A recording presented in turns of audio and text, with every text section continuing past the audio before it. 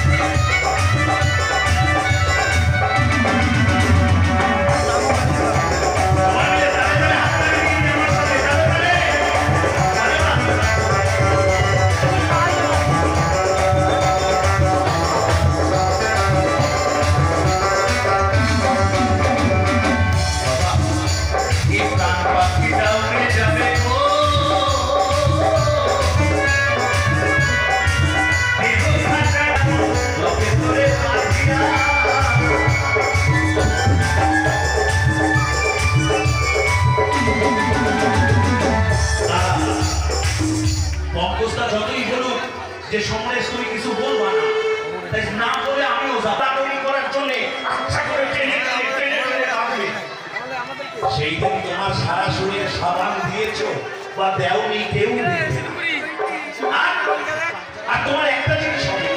তোমার অনেক পয়সা আছে, তোমার অনেক পয়সা আছে, তুমি অহংকারের সঙ্গে বলতে পারো সমরেশ আমি চারজনের লড়াই করে যাবো না, আমার পয়সা আছে আমি কাঁচের ঘরে করে যাবো। হ্যাঁ যেতে পারো, যাওয়ার সময় কাঁচের ঘরে নেওয়ার সময় তলা দিয়ে বাঁশ দেবেই দেবে, সেগুলো একটু চিকন চিকন বাঁশ দেবে, আর আমাদের কোনো যাদের পয়সা নেই তাদের মোটা মোটা বাঁশ। কিন্তু আপনি আমি চারজনের লড়াই যিনি থাকবো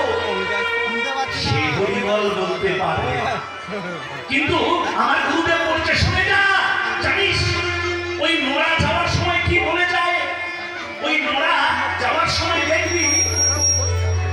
মরার দুটো জায়গা কিন্তু বাঁধা থাকে না, সব জায়গা বাঁধা থাকলে আমার আর সময় নেই, আমার আর সময় নেই, কাউকে নিরাশ করে না। তাই তো বলবো ওই নবদ্বীপ শ্রী মায়াপুর ধামে